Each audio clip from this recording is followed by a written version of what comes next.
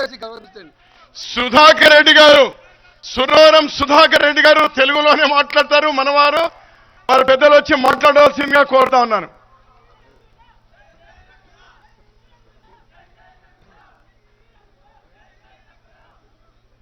సభాధ్యక్షులు, ఆంధ్రప్రదేశ్ కాంగ్రెస్ కమిటీ అధ్యక్షులు మిత్రులు రఘువీరారెడ్డి గారు, ఆల్ ఇండియా కాంగ్రెస్ కమిటీ ఉపాధ్యక్షులు యువ నాయకులు రాహుల్ గాంధీ గారు,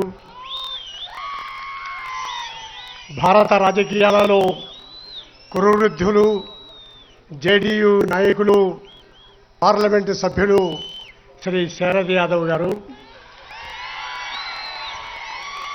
ఉత్తరప్రదేశ్ మాజీ ముఖ్యమంత్రి మిత్రులు అఖిలేష్ యాదవ్ గారు, ఆర్జేడీ నాయకులు జయప్రకాష్ నారాయణ గారు,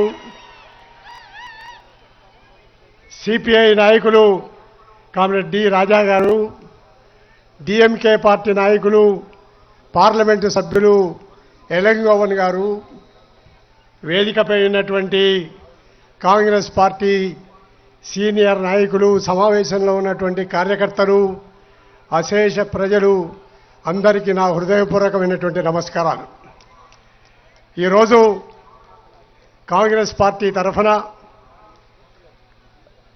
గుంటూరులో ప్రత్యేక హోదాను బలపరిచిన రాజకీయ పార్టీలను ఆహ్వానించి ప్రత్యేక హోదా కోసం మరోసారి కేంద్ర ప్రభుత్వం మీద ఒత్తిడి చేసేందుకు గాను ఒక బహిరంగ సభ పెడితే కొంతమంది కడుపుమంటగా ఉంది. ఈ సభకు వచ్చినటువంటి వారందరూ ద్రోహులని, ప్రగతి వ్యతిరేకులని ముఖ్యమంత్రి చంద్రబాబు నాయుడు గారు చెప్తున్నారు. అంటే ప్రత్యేక హోదా కోరితే ప్రగతి వ్యతిరేకులా? ప్రత్యేక హోదా కోరితే ఈ రాష్ట్రానికి శత్రువులా? చంద్రబాబు నాయుడు గారు చిరకాలం నుంచి నాకు మిత్రులు. ఆయన మానసిక స్థితి ఇట్లా అయిపోయినందుకు నాకు చాలా బాధగా ఉంది. ఈ రకమైనటువంటి అసందర్భమైన పద్ధతుల్లో ఆయన మాట్లాడతారని చెప్పి నేను ఎప్పుడూ భావించలేదు. ప్రత్యేక హోదా కోసం ప్రయత్నం చేసే ప్రతి రాజకీయ పార్టీ, ప్రతి సంస్థ, ప్రతి వ్యక్తికి మనం అందరం మద్దతు ఇవ్వాలి. అందుకనే దేశంలో ఉన్నటువంటి విభిన్న రాజకీయ పార్టీల నాయకులందరం ఈరోజు ఇక్కడ కాంగ్రెస్ పార్టీ సభ పెడితే దాన్ని బలపరచడానికి వచ్చాం. ప్రత్యేక హోదాను బలపరచడానికి వచ్చాం.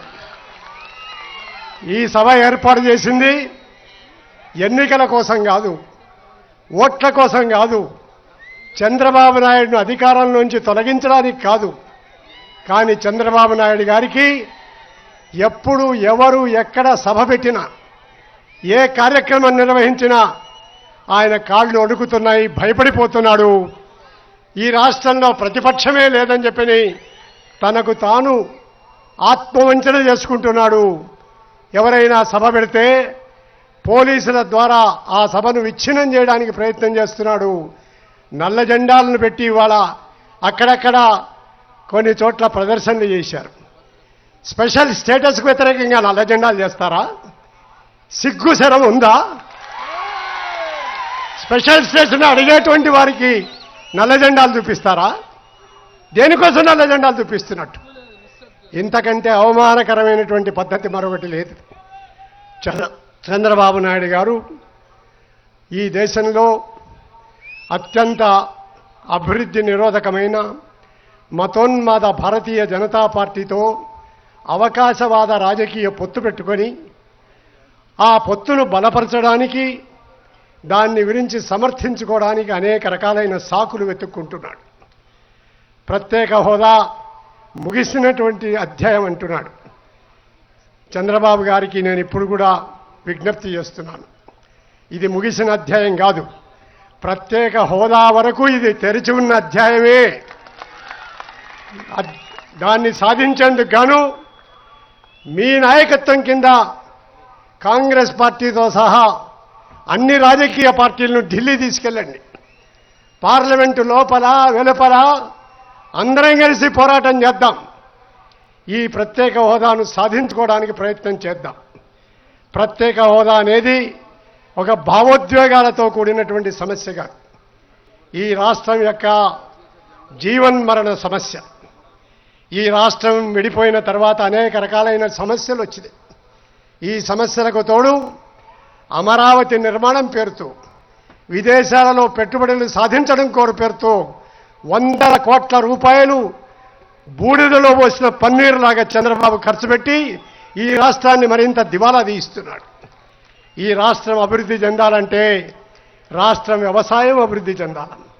రాష్ట్రంలో పరిశ్రమలు రావాలి. పరిశ్రమలతో సంపత్తి ఉత్పత్తి కావాలి. పరిశ్రమల ద్వారా ఉద్యోగాలు రావాలి.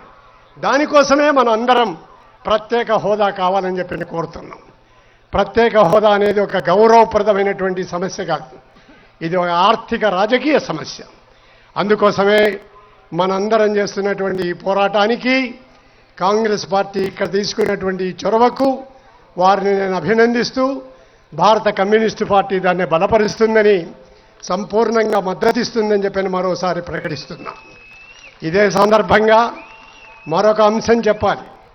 కేంద్రంలో అధికారంలో ఉన్నటువంటి పార్టీ పార్లమెంటు వేదిక మీద మాజీ ప్రధానమంత్రి మన్మోహన్ సింగ్ గారు ఇచ్చినటువంటి వాగ్దానాన్ని కాదని చట్టం చేయలేదనేటువంటి సాకుతో ఇవాళ దాన్ని ఆపడానికి ప్రయత్నం చేస్తున్నారు. మన్మోహన్ సింగ్ గారితో మా పార్టీకి అభిప్రాయ భేదాలు ఉండేవి. కానీ నేను ఒక్క విషయం చెప్పదలుచుకున్నాను.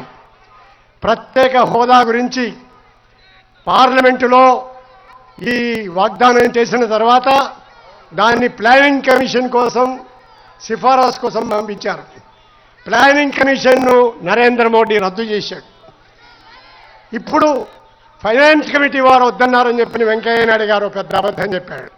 మేము చెప్పలేదు, ఫైనాన్స్ కమిషన్ తరఫున మాకు ఏ సంబంధం లేదని వారు చెప్పారు.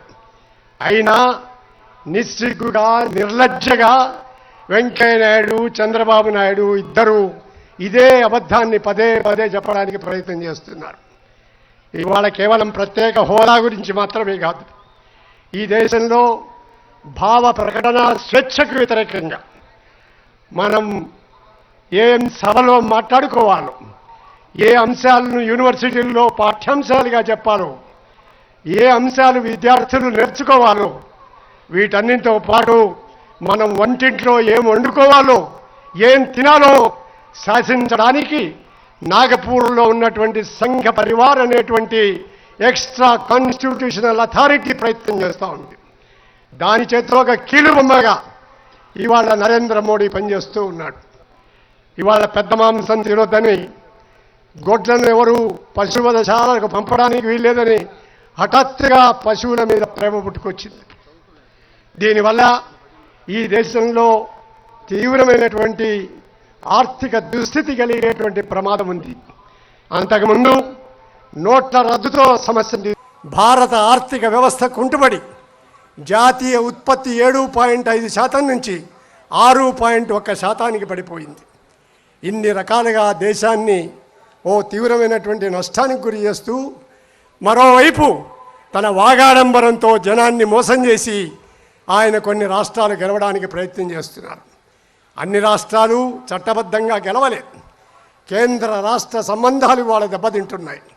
ఈ అంశాలన్నింటినీ తెలుగుదేశం పార్టీలో ఉన్నవారు కూడా ఆలోచన చేయాలి. మీ నాయకుడి మీద తిరగబడండి. ఈ రకమైనటువంటి పద్ధతుల్లో, తప్పుడు పద్ధతుల్లో చేస్తున్న కేంద్ర ప్రభుత్వానికి ఎందుకు సాగిలబడుతున్నారో మీరు అడగండి. ఎన్టీ రామారావు గారు కేంద్రం మిథ్య అంటే కేంద్రం మాత్రమే వాస్తవమని చంద్రబాబు నాయుడు గారు చెప్తున్నారు. కేవలం ఎన్టీ రామారావు గారి విగ్రహాలకు దండలు వేస్తే ఆయనను గౌరవించినట్లు కాదు. ఆయన చేసినటువంటి ఉద్యమాలు, పోరాటాలను ముందుకు తీసుకెళ్తే ఆయన్ని గౌరవించినట్లు.